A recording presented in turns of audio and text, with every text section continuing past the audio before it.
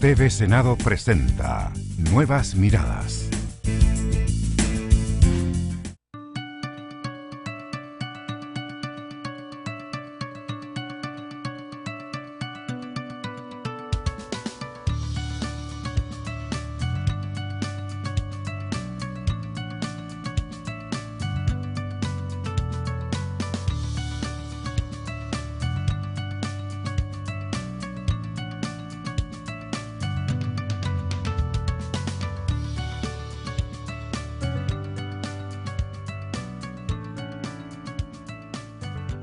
La serie Nuevas Miradas, para conversar sobre los temas de actualidad, sobre los temas que a ustedes les interesan, para motivar la reflexión en el seno de su hogar, cuando usted está reunido con sus seres queridos. Hoy vamos a hablar sobre la polis digital, sobre el mundo que está emergiendo, sobre esta sociedad que pareciera estar cambiando vertiginosamente. Y para esto, un invitado que además es un gran amigo mío, es un invitado de lujo, es una persona que se ha volcado a estas temáticas, Alejandro Barros, a quien doy la bienvenida, experto, asesor internacional en estos temas, trabaja asesorando también al ministerio en su momento. Bienvenido, Alejandro. Muchas gracias por la invitación. Encantado. Alejandro, ¿qué es esto de polis digital? A ver, el concepto de polis digital es que, y lo hemos conversado en más de una oportunidad, es que ha ido surgiendo el concepto tradicional de polis es de la ciudad, esta ciudad-estado que tenían los griegos, en el cual el ciudadano era partícipe de la polis, pero una participación más allá de que ser un número más, digamos, sino que era artífice de lo que ocurría en esa polis y era constructor de la polis. Y lo que ocurre es que, y uno lo ve hoy día con el mundo de las tecnologías de información y el acceso que van teniendo cada vez más los ciudadanos, sin perjuicio que existen brechas que resolver en esta materia, es que estas herramientas están haciendo que el ciudadano se empodere más, pueda tener un mayor acceso a la información, pueda reducir las asimetrías de poder que estaban planteadas en el modelo tradicional, digamos, en que algunos expertos o algunos autoridades hablaban desde un púlpito hacia el resto de los ciudadanos. Y esa brecha se empieza a reducir. Y hoy día uno ve ejemplos que se están dando en el mundo y que están en este momento siendo estudiados de manera más profunda, lo que ocurrió en el norte de África y en varios de los países, incluso en países de la región, y sin ir más lejos en Chile. O sea, la construcción de esa polis digital se ve reflejado en movimientos que usan estas herramientas para discutir políticas públicas, para debatir políticas públicas, para hacer un planteamiento. O sea, yo me imagino que, por ejemplo, un movimiento como el movimiento de los universitarios el año pasado, sin estas herramientas, probablemente lograr ese momentum que tuvo hubiera tomado varios años y tomó pocos meses.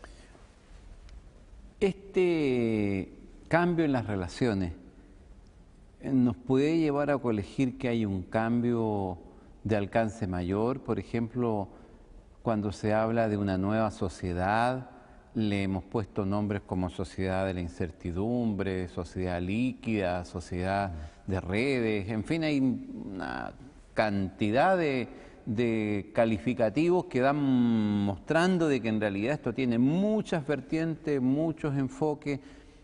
Pero lo primero que me gustaría despejar es, en tu opinión, ¿se puede colegir que hay un cambio que está cambiando la sociedad? Yo creo que sin lugar a dudas. O sea, hoy día hay una sociedad que de alguna manera, y probablemente, yo creo que no... Lo que ha ocurrido con todo este ecosistema digital, por llamarlo de alguna manera, es que le ha empoderado a los ciudadanos y le ha entregado herramientas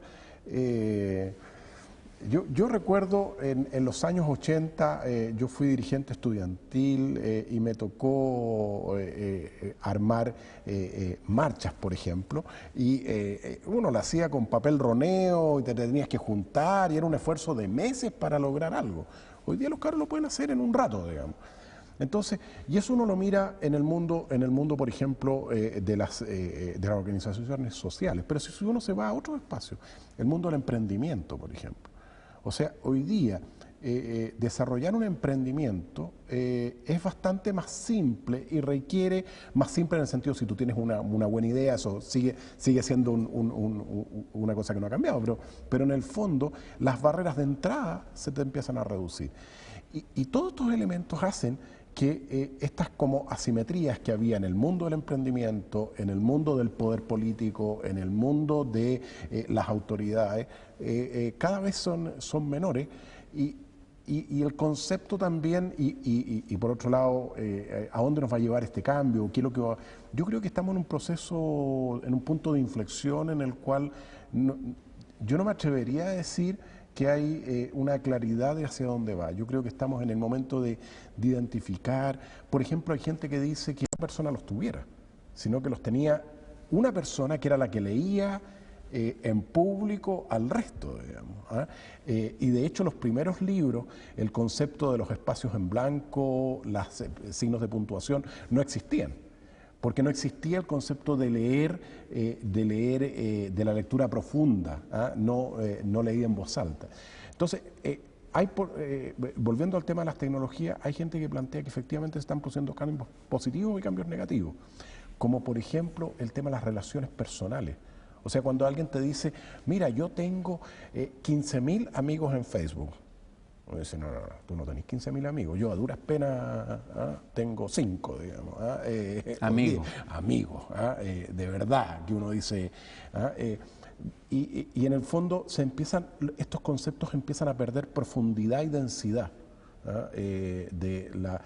Y por lo tanto ahí yo creo que hay un proceso de aprendizaje que nos queda un rato por entenderlo. Podríamos decir como una primera derivada de que el cambio tecnológico genera alteraciones topológicas, es decir, en las relaciones de los individuos, en cómo se llenan los espacios. Esa es una primera cosa. Una segunda cosa es que el efecto tiempo-espacio ha cambiado. Sí. Ya vamos con una segunda caracterización. Una tercera caracterización es que la semántica está cambiando. Entonces pareciera que el concepto amigo tiene otra connotación distinta a la que nosotros conocimos, ¿cierto? En nuestro curso teníamos 5 amigos. Eran los amigos del alma que nos han acompañado a lo largo de toda la vida y que están en las buenas y en las malas, en las duras y en las maduras. Sí. ¿Cómo caracterizarías tú la sociedad que emerge? ¿Cuáles son los elementos que para ti marcan ciertas tendencias? Por ejemplo, en lo social, ¿qué podrías decir como caracterización? A ver, yo creo que la caracterización, por ejemplo, en lo social, pensando en las relaciones sociales y en la interacción entre personas, yo creo que se produce una inmediatización de esa interacción, en el sentido que además la gente espera que cuando tú mandaste un mail que le respondas al tiro y si es un tuiteo más rápido todavía. Entonces yo creo que hay un tema de inmediatez por un lado. Por otro lado, se tiende en ciertos espacios a reducir la profundidad del diálogo, en el sentido de que es más bullets. Lo que Zygmunt Bauman nos califica o caracteriza como la sociedad líquida, ¿verdad? Que fluye un poco, para dónde está la pendiente, para allá se va la cosa. Exactamente. En lo tecnológico, ¿qué podrías tú señalar como característica de esta nueva sociedad que emerge? Una de ellas pareciera ser la convergencia tecnológica. Sí, efectivamente las tecnologías, o sea, se está dando hoy día una convergencia tal que incluso cuando uno habla de del mundo de las comunicaciones. Antes se hablaba de la comunicación de voz y la comunicación de datos. Eso empieza a perder y la verdad es que nos vamos a mover todo al mundo de los datos. La televisión digital es datos, transformado en imagen, pero es datos. La voz es datos. Y así, empieza a centrarse todo en un solo perfil. Ahora, yo creo que ahí hay un desafío no menor, y lo hemos conversado también en algunas oportunidades, es cómo uno hace para que no se quede gente fuera de este espacio. Hace años atrás nosotros tomamos una decisión respecto del agua, de la energía eléctrica. La pregunta es ¿qué decisión vamos a tomar en este espacio? Ahí surge una pregunta de cajón. ¿Está la sociedad chilena suficientemente consciente de este proceso? ¿Están sus autoridades sociabilizadas para orientarse en la búsqueda de respuesta a este tipo de demandas que emergen? Yo diría que no. Y no por varias razones. Una, porque, y quiero hacer una cosa que recuerdo a propósito de un post que yo escribí en mi sitio hace varios años atrás, que se llamaba Los temas TIC no son temas. De acuerdo, Felavillo. En el cual empecé a mirar cómo los distintos ámbitos, el mundo de las ciencias políticas, el mundo de la economía, el mundo de los centros de pensamiento, y este no es un tema. A ver, tenemos usuarios potentes de tecnología, pero tenemos una debilidad en establecer esto como un motor de desarrollo para el país, de desarrollo de distintos ámbitos, social, económico. Déjame dártelo con un ejemplo. El año 2000, el año pasado fue, 2011, en la reunión del G8 en Francia, hubo una reunión previa que se llamaba el EG8, y que ahí la consultora McKinsey presentó un estudio del impacto del Internet en los países desarrollados. Y el impacto, estamos hablando de impactos muy significativos, dependiendo del país, pero los rangos iban entre un 3 y un 4% del PIB. O sea, impactan en la economía potentemente, porque el 3 es una tremenda cuestión. Entonces, en el fondo uno dice, a ver, si nosotros nos creyéramos eso, o sea, siguiendo con la línea de pensamiento, nos creemos que efectivamente la conectividad, la Internet impacta, digamos, en un 3% en el PIB chileno, eso significaría que habría mucha gente haciendo cosas, desarrollando cosas, impulsando cosas. Y eso no se ve. O no tiene parangón lo que estamos haciendo respecto de lo que potencialmente se puede generar.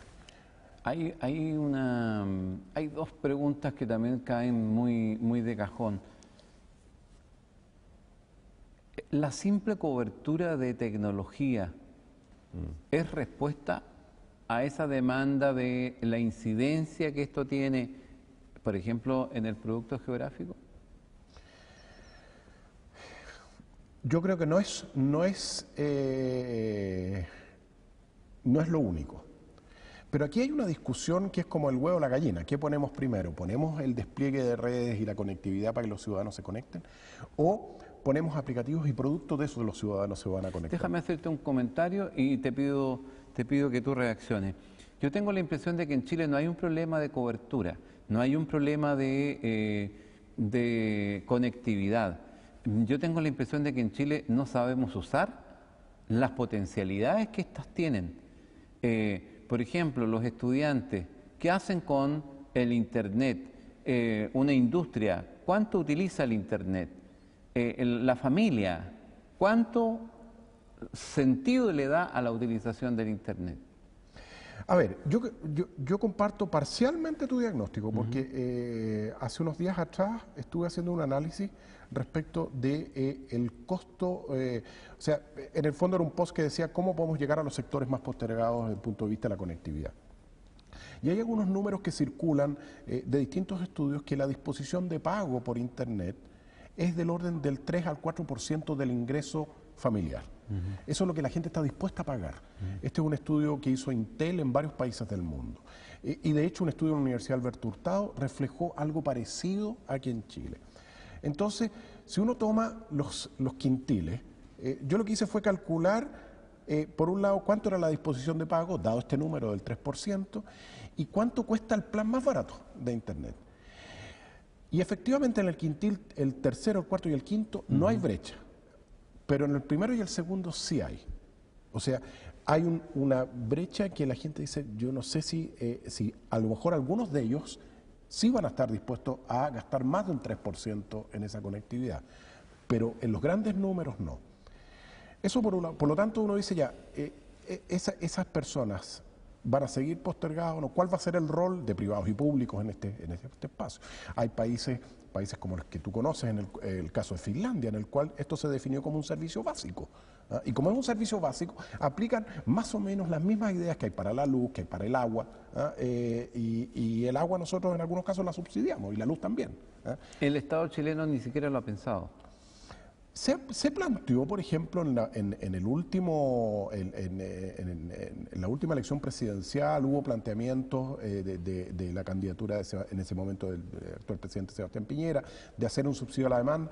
Yo no sé si, a mí no me gusta mucho el subsidio a la demanda como modelo, pero sí creo que el rol que tiene el Estado tiene un rol fundamental para reducir esa brecha, y tiene que tomar una decisión al respecto. Y yo creo que esa decisión no se ha tomado del todo, y ahí también los privados tienen algo que decir.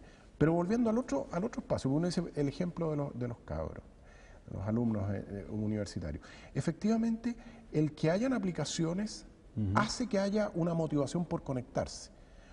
Un ejemplo de esto es el Plan Ceibal en Uruguay, en el cual se le entregó computadores a todo el primer nivel escolar, llegan como hasta sexto básico, a todos los niños del país, con conectividad. Y recién están haciendo evaluaciones, porque una de las preocupaciones originales que tenían era que esto no impactó directamente en una mejoría de la educación, medida con las herramientas tradicionales, claro. Y sabemos que hay todo un tema de cambio de ontología y que las herramientas tradicionales no permiten medir. Pero sí generó una reducción de brecha en esas familias, porque resulta que ahora uruguayos de nivel socioeconómico bajo, un aporte importante, buscan trabajo por la Internet. Bueno, eso también está pasando en Chile, pero sobre estos temas vamos a volver en el segundo bloque. Estamos en Nuevas Miradas, el espacio de conversación de TV Senado que busca incentivar que usted en su familia tenga estos temas de conversación y vaya sensibilizando de lo que nosotros creemos son los temas de alta relevancia para nuestro país. Nos vamos a separar solo un minuto, ya volvemos, por favor, espérenos.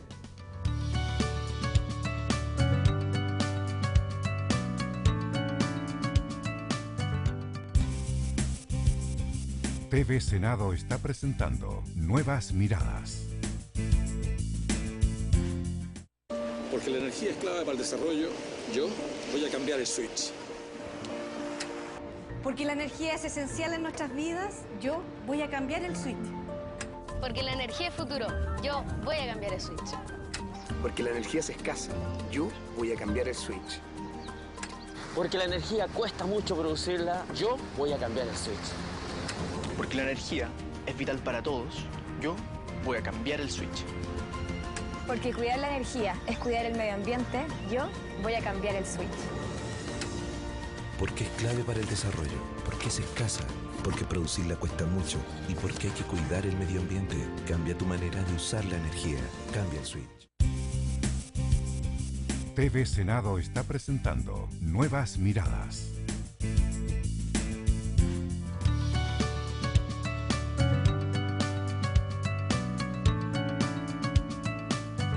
Ya estamos de vuelta para seguir conversando sobre la sociedad digital, sobre el impacto de las tecnologías de información. Estamos con Alejandro Barros.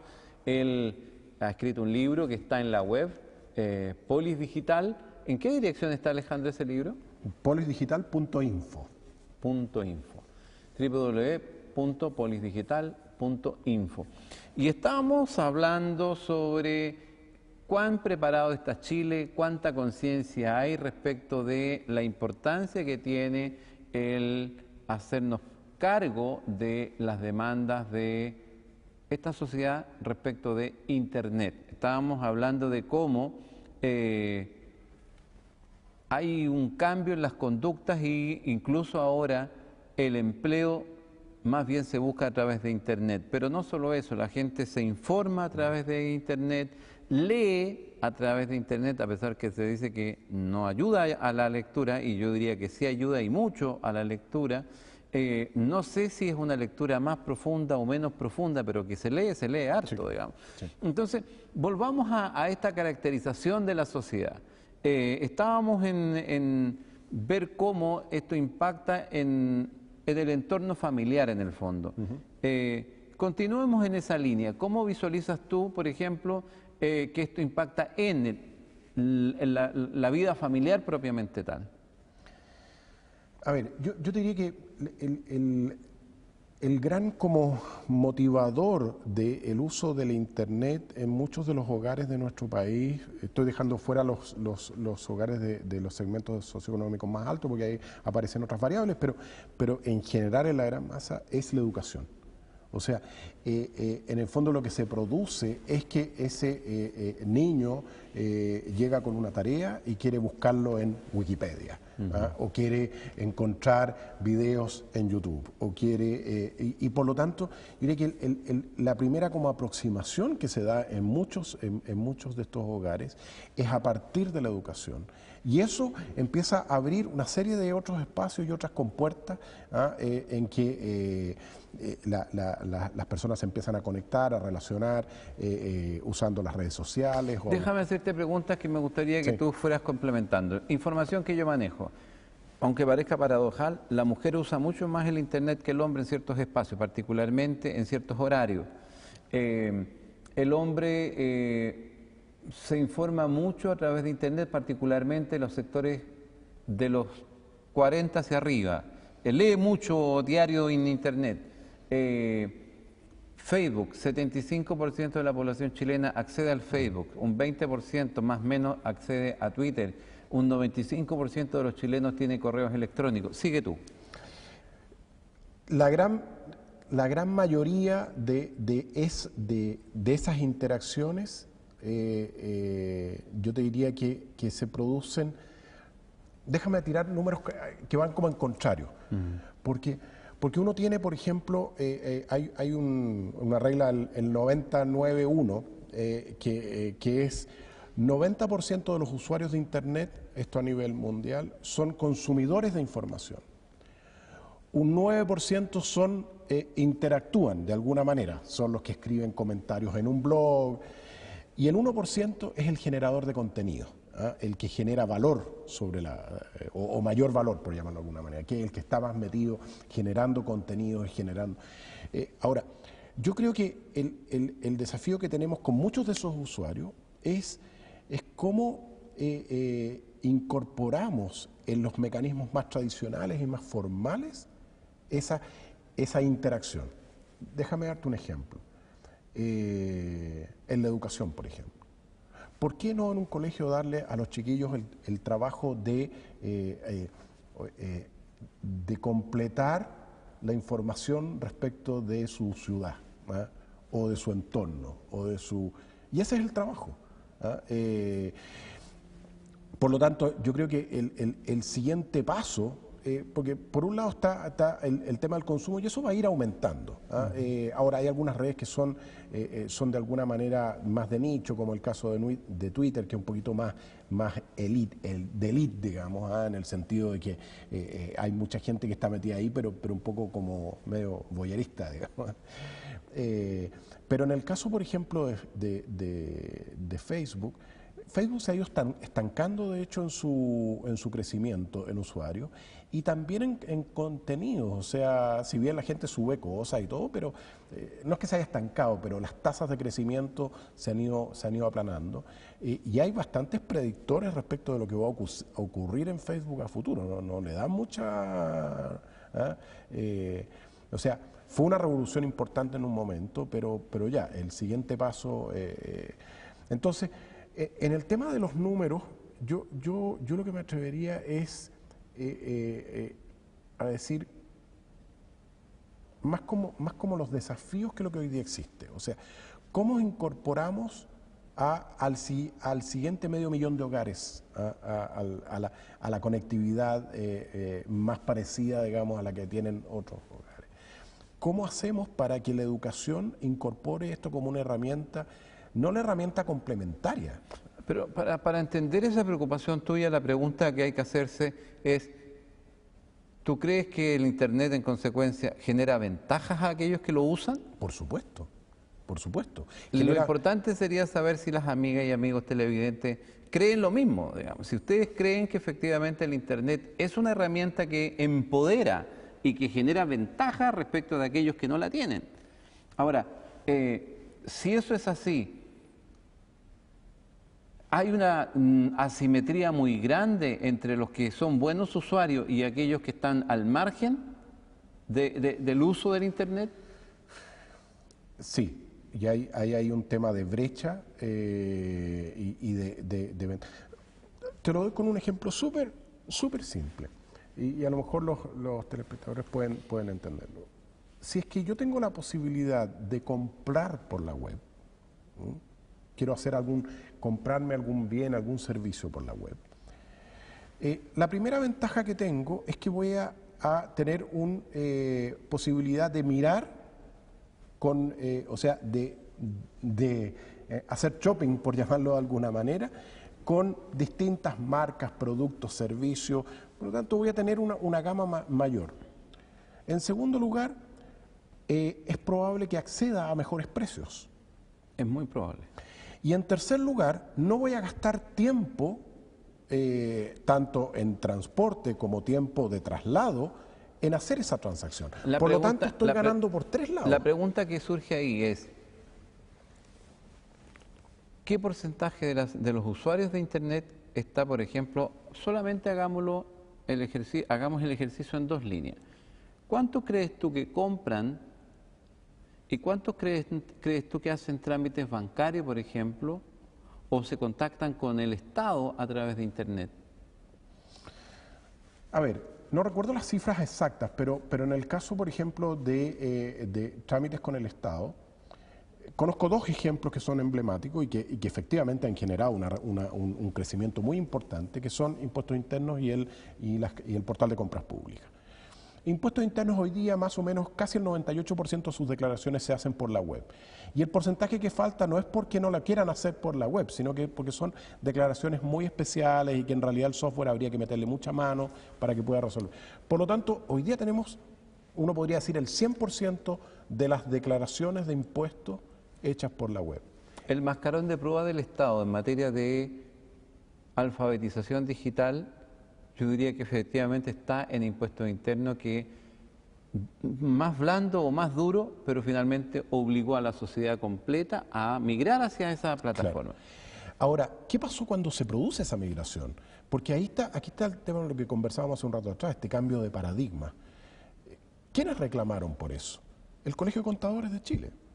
Porque el Colegio de Contadores decía, bueno, pero voy a perder mi pega, ¿no? O sea, defendiendo a sus asociados que esto de la web, entonces en realidad se iba a producir una relación directa entre el contribuyente y el servicio, y este intermediario, digamos, el mundo de los contadores, iba a salir perjudicado. Y eso no ocurrió. En el caso de las compras públicas, por ejemplo, que es el otro ejemplo que a mí me parece notable destacar en cómo se rompen estos paradigmas instalados, es cuando parte el Chile Compra, ¿quiénes eran los que estaban más en contra de esto? Era el mundo de las organizaciones gremiales asociadas a la pequeña y mediana empresa. Y el argumento era de que esto iba a beneficiar solo a las grandes empresas porque eran las que estaban más conectadas. Pero después de funcionar varios años, y uno mira hoy día el porcentaje de transacciones medidas en monto que tiene la pequeña y mediana empresa en el portal de compras públicas, es cerca del doble de su participación en el PIB. Por lo tanto, lo que hizo el Chile Compra fue que más pequeñas y medianas empresas se conectaron. Se observa una asimetría muy grande entre lo que pasa en el sector público y en el sector privado, en tu opinión. Yo creo que el sector público chileno ha sido bastante innovador en esta materia. Chile en general ha tenido un buen desempeño en el mundo público y ha liderado muchas de estas... Hace algunos años atrás el Banco Mundial reconocía el Chile Compra como una de las mejores prácticas a nivel mundial. Entonces, impuestos internos, hemos exportado ese modelo a varios países, digamos. Entonces, yo creo que ha sido bastante innovador. En el mundo privado, ¿dónde uno ve que efectivamente se han producido avances? En el mundo de la banca, o sea, la tasa de crecimiento de las transacciones electrónicas es exponencial en los últimos años, y efectivamente una cantidad importante hoy día de lo que hacen los clientes de los bancos con su banco lo hacen a través de esta institución, o sea, del uso de la Internet. Pero uno va un poquito más allá. Y la verdad que se empieza a reducir esa es la pregunta que te quería hacer. Como reacción a algo que yo quiero primero afirmar. Yo comparto contigo de que impuestos internos es el mascarón de prueba en materia de modernización de la administración del Estado. La compra electrónica también creo que, particularmente en el Estado, creo que ha sido un cambio muy radical, aun cuando creo sinceramente que no ha mejorado mucho la transparencia. Creo que igual se está prestando para ciertos manejos que dejan mucho que desear todavía. Creo también que otro aspecto que es muy relevante es el servicio de registro civil, que revolucionó y cambió la escala de tiempo. Cuando había que esperar 30 días por un certificado de nacimiento y hoy día se saca en un segundo, uno dice, esto ha cambiado. Además, ni siquiera uno se mueve de la casa, lo saca desde la propia casa. Pero tengo la impresión de que nos quedamos estancados y en los últimos años no ha habido cambios que yo pueda decir, esto realmente tiene un ritmo, no. Hicimos cambios paradigmáticos y de repente nos pasmamos. Esa es mi opinión. No sé qué piensas tú. Sí, yo creo que efectivamente nos pasmamos y probablemente esto tiene mucho que ver con estos procesos de innovación pública, como los que tú mencionabas, han estado muy asociados a liderazgos muy fuertes. O sea, en el cual un director de servicio lleva la batuta adelante, el caso de Echeverry en impuestos internos, Tomás Campero en el Chile Compra, y un par de directores, me acuerdo de la Berta Belmar en el registro civil. Pero efectivamente eso ha sido más bien liderazgos individuales que liderazgos institucionales o de política pública. Y yo creo que efectivamente nos hemos ido quedando. Y hoy día uno ve los indicadores y estamos bajando, y países que vienen de manera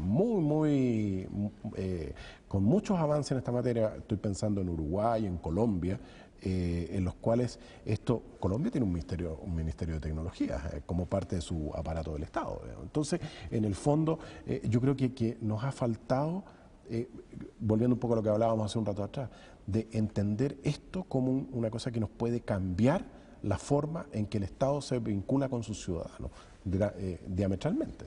Yo también creo que esta es una política pública de la más alta importancia y tengo la impresión que nos vamos a frustrar respecto de las expectativas que teníamos de lo que debemos hacer en el corto plazo. Tengo esa impresión. Pero sobre eso vamos a seguir conversando en el tercer y último bloque, porque ya se nos viene encima el tiempo de este segundo bloque. Nos vamos a separar solo un minuto. Estamos conversando con Alejandro Barros y estamos hablando de la nueva sociedad digital. Ya volvemos, espérenos.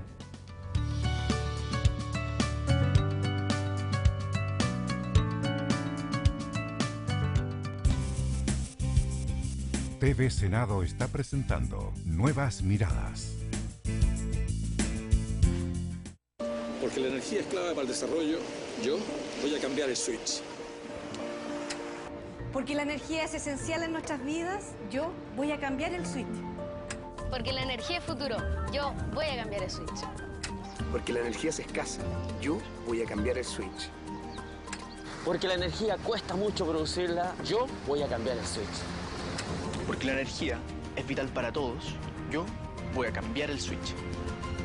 Porque cuidar la energía es cuidar el medio ambiente, yo voy a cambiar el switch. Porque es clave para el desarrollo, porque es escasa, porque producirla cuesta mucho y porque hay que cuidar el medio ambiente.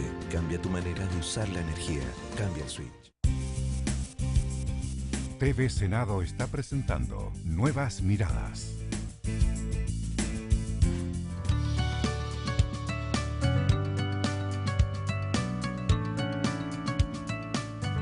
Ya estamos de vuelta. Muchas gracias por esperarnos y por acompañarnos en esta conversación de temas apasionantes, realmente muy relevantes. Estamos hablando de cómo Chile debe enfrentar el desafío digital, uno de los temas que en mi opinión marcará la diferencia entre ganadores y perdedores.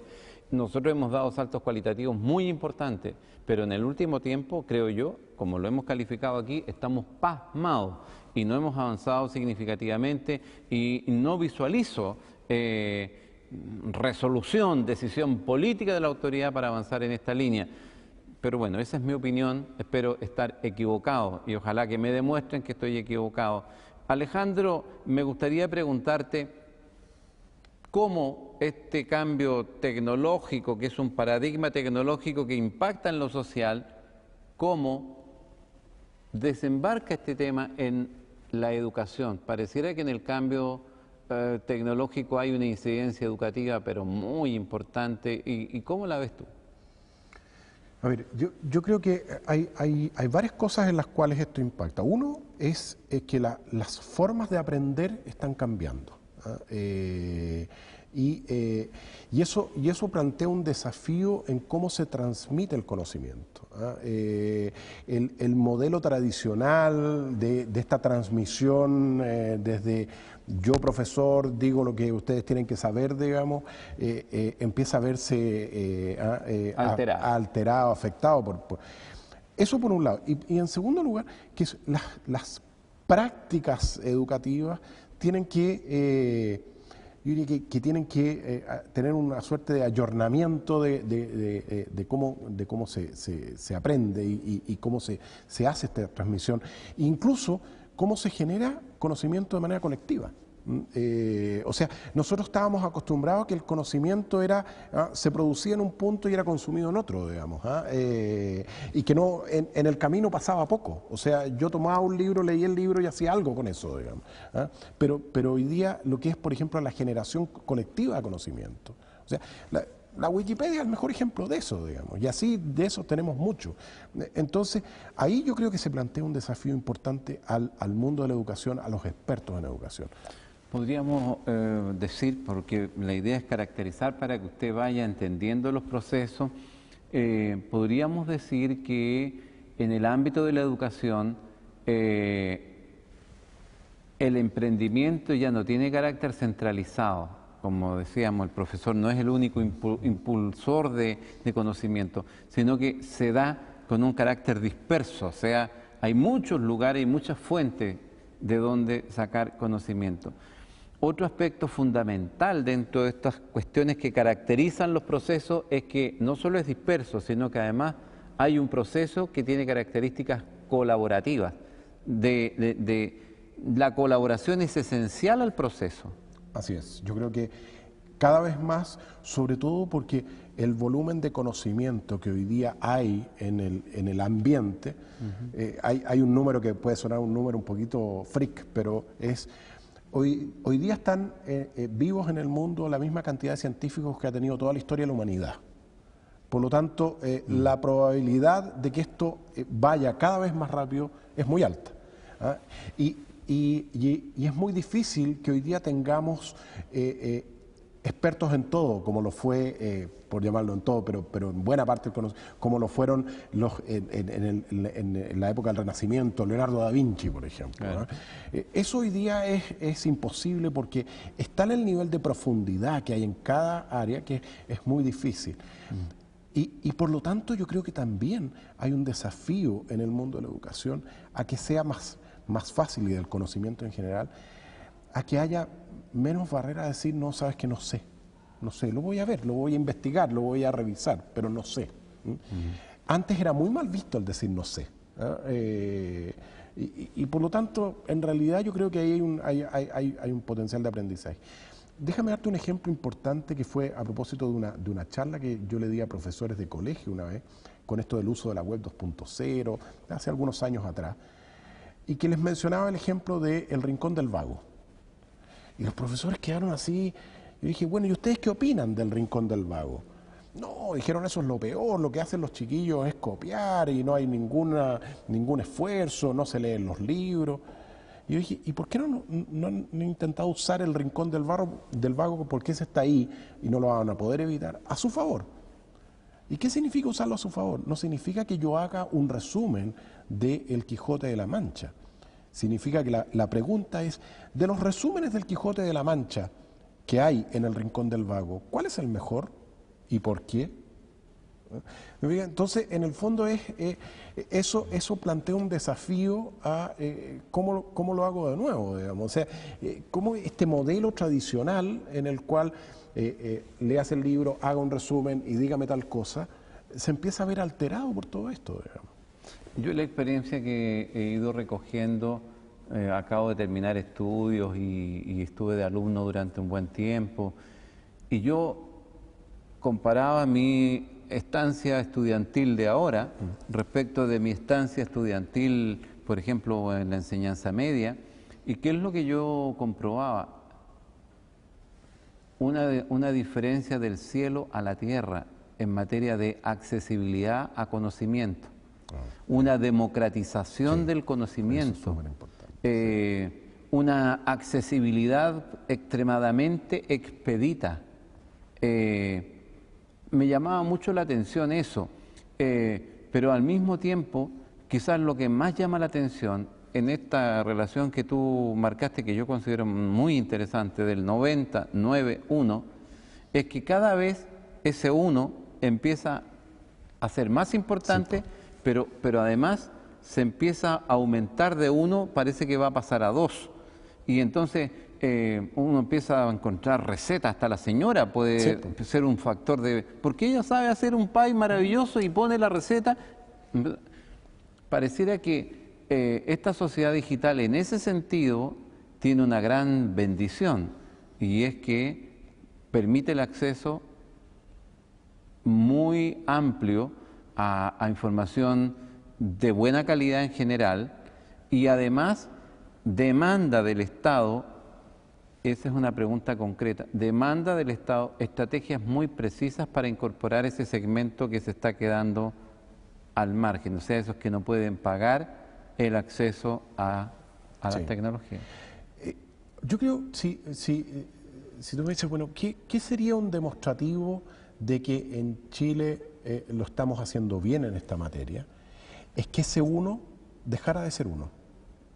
Yo creo que los países que lo van a hacer bien son aquellos países en los cuales ese 1% tradicional, que es el que aporta y genera valor en la red, se transforma en un 2 o en un 3. ¿Te fijas? Porque ya no solo consumimos lo que otros hacen, sino que estamos generando conocimiento colectivo. Y yo creo que ahí hay un desafío, y en el fondo la educación debiera moverse a cómo yo establezco nuevos modelos que me permitan aumentar eso. O sea, vuelvo al ejemplo del Wikipedia. ¿Por qué no en tu región, por ejemplo, a los liceos o colegios hacerles una suerte de concurso? ¿Quién hace el mejor aporte a la entrada sobre, no sé, San Pedro de Atacama, Antofagasta, o incluso algo menor, digamos? Yo tengo un comentario en ese punto, quisiera tu reacción. Yo tengo la impresión de que la gran mayoría, ese 90% que pulula en el Internet con una actitud muy pasiva, en realidad tiene una actitud muy de zángano, quiero decirlo como lo pienso. O sea, saca, pero no deja nunca nada. Es más, la experiencia que yo tengo varias comunidades donde interactúo con mucha gente. Cuando tú pones material y haces preguntas, es muy poca la gente que te contesta, excepto en las redes sociales como Facebook o Twitter, donde la gente tiene casi una actitud de participar muy activamente. ¿Cuál es tu experiencia en eso? Sí, en general yo veo que ahí también tenemos un aprendizaje como sociedad. A mí me sorprende, hace muchos años atrás, me acuerdo cuando el diario La Tercera partió con sus blogs, me invitaron a tener un blog. Yo le dije, mira, yo ya tengo el mío, pero puedo reutilizar contenido. Sí, perfecto, ya. Y escribí un par de cosas que, o sea, reutilicé cosas que ya había escrito. Y lo más impresionante fue la conversación que se produjo a partir de eso, que no tenía nada que ver con lo que yo estaba hablando. Y se armó una batalla campal. Entonces yo creo que también, y uno mira, por ejemplo, muchos de los comentarios que hay en estos blogs, en los distintos medios de comunicación, siento que estamos como en una etapa como de inmadurez, así como que nos pasaron una ametralladora y hay que disparar, digamos, sálvese quien pueda. Cosa que no pasa en otros espacios. Entonces yo creo que también hay ahí un proceso de aprendizaje y efectivamente, como tú dices, ahora, ojo que este no es solo un problema de aquí de Chile. Hace algunos años atrás, el año 2008, si mal no recuerdo, Nueva Zelanda hizo un wiki para desarrollar su ley que era la que normaba la policía neozelandesa. Y ellos lo hicieron a través de un wiki. Y me acuerdo que conversando con la encargada de la estrategia digital de Nueva Zelanda en esa época, ella me decía, mira, le dije, ¿y te funcionó? Me dijo, mira, al comienzo no, porque la gente se inhibe frente a una página en blanco, ¿no? En que la convocatoria era, denos sus ideas para ver. Entonces un ciudadano a pie dice, bueno, pero es que deben haber abogados que sepan más, y si yo escribo y alguien me dice que esto está malo. Y lo que hicieron ellos como estrategia fue orquestar esa conversación. Y pusieron a un grupo de abogados a escribir, algunos con cosas bien puntúas, y se armó todo un debate. Y finalmente la gente dijo, ya, este es el espacio. Y yo creo que ahí hay un tema de aprendizaje que probablemente las generaciones más jóvenes que las nuestras sí ya lo tienen incorporado en su... Ese tema me parece a mí muy relevante de analizar. Este parasitismo, o sea, de sacar sin dejar, se da más en un segmento de población que en otro, y pareciera que, me da la impresión, quiero saber tu opinión, me da la impresión de que la generación más joven es una generación que está más dispuesta a participar, está más dispuesta a colaborar, aun cuando a veces no tiene ni la expertise ni la madurez suficiente. Sí. Se nota eso también en él. Y ese uno, ojalá fuera un poco más, tiene un rol muy relevante porque tiene que generar un proceso de contagio, tiene que ser una participación tal que vaya contagiando a otros, casi invitándolos. ¿Cómo ves tú el tema? Bueno, efectivamente yo creo que hay, que en estas generaciones más nuevas efectivamente se da eso de manera más natural. También hay menos inhibiciones. Yo me acuerdo que cuando yo era chico, seguramente a ti te puede haber pasado, uno no podía llegar y hablar en las conversaciones de los grandes, pues. O sea, había como espacios para... Y eso se empieza a acabar, digamos. Entonces, y no solo... ortografía. Claro, pues. Nosotros no nos atrevíamos a escribir porque nos podía faltar un acento o una coma. Hoy día los cabros escriben como viene, en un lenguaje propio. Entonces, las barreras de acceso de entrada, por llamarlo de alguna manera, son bastante menores. Y también son generaciones en que tienen menos temor a la exposición pública, en el sentido de decir, no, esto es lo que yo pienso, así yo creo que debe ser. Una pregunta que para mí es muy importante en esto de la estrategia y el desafío digital. ¿Este es un desafío para el ámbito público solamente, o tú crees que puede haber convergencia público-privada? ¿El sector privado tiene algo que hacer? ¿Es relevante lo que tiene que hacer? ¿Cómo ves tú el desafío Chile, país digital, en la perspectiva de lo público y lo privado? A ver, yo soy un gran creyente de las relaciones público-privadas. Y yo creo que uno de los grandes problemas que tenemos, no solo en Chile, en la región de América Latina, me ha tocado verlo en varios países, es que existe un alto nivel de desconfianza mutua entre lo público y lo privado.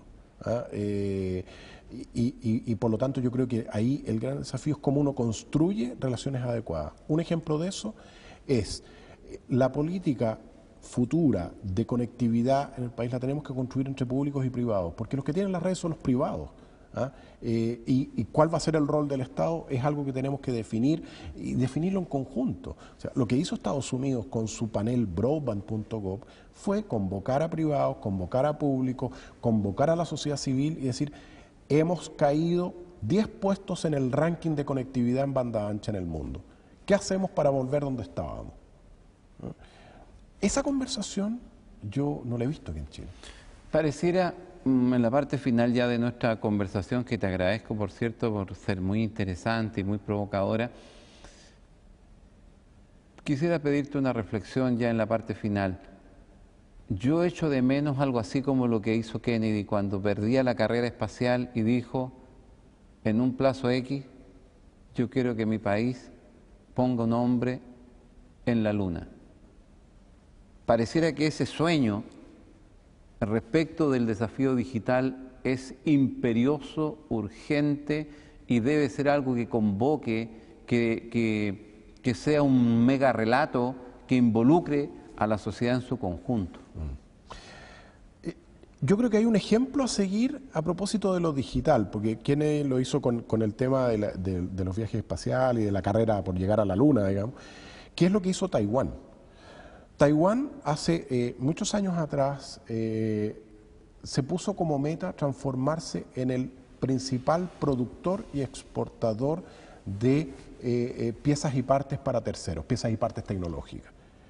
Y pasaron 30 años y de ser una sociedad totalmente agrícola se transformó en el principal productor y proveedor medido, digamos, obviamente respecto del tamaño del país, del mundo en esta materia. Y entre medio pasaron gobiernos de distintos colores políticos. Entonces, la pregunta que uno debiera hacer es ¿qué rol le vamos a dar a esto en Chile, en el Chile del 2020, en el Chile del 2040? ¿Qué rol, qué pensamos? Porque, vuelvo a lo que comentábamos en el comienzo, si realmente nos creyéramos, autoridades, mundo público, mundo privado, de que conectar a Chile le va a impactar, conectar a todo Chile le va a impactar en un 3% del PIB, yo te aseguro que estaríamos corriendo por hacerlo. Con platas públicas, con platas privadas, pero estaríamos corriendo por hacerlo. Y no lo estamos haciendo. Tenemos un desafío por delante que pareciera ser urgente, muy relevante y además éticamente muy provocador. Te dejo las pantallas para que puedas hacer una reflexión final. Muchas gracias. Bueno, muchas gracias por la invitación. Yo creo que, y quiero felicitar a Carlos por estos espacios. De hecho, muchas veces hemos conversado y pimponeado estas ideas y se ve pocos espacios en el mundo de las autoridades y del mundo político en que este tema sea tema, digamos. Yo creo que tenemos como país algunos desafíos importantes. No podemos seguir viviendo de las glorias pasadas, sin perjuicio de que son relevantes, de los servicios de impuestos internos, de los Chile Compra. O sea, la pregunta que nos tenemos que hacer es ¿cuál es el siguiente Chile Compra? ¿Qué vamos a hacer con la educación en esta materia? ¿Cómo le vamos a dar acceso a los quintiles más pobres de la sociedad? Y que esto se transforme efectivamente en una bandera de lucha en la cual yo creo que nos hemos dormido los laureles en los últimos años. Yo planteo algunos temas en el libro que tú mencionabas, incluso termina con algunas, en todos los capítulos, traté de abordar los distintos capítulos, con preguntas que uno debiera hacerse y al menos tener la respuesta de decir, no lo sé, pero me voy a aplicar. Gracias, Alejandro Barros, por tu presencia con nosotros.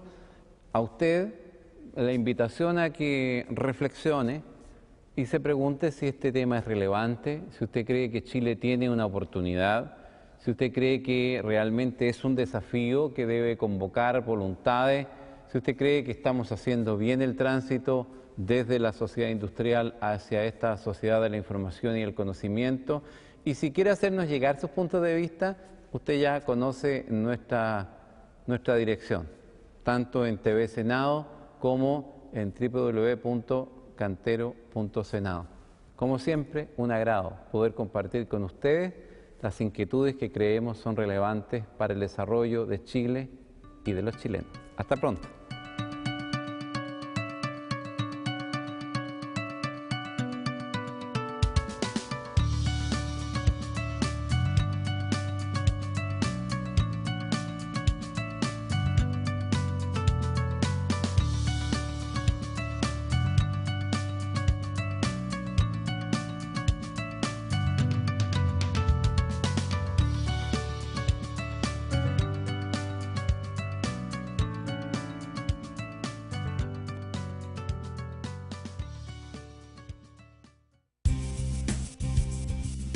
Hemos presentado Nuevas Miradas.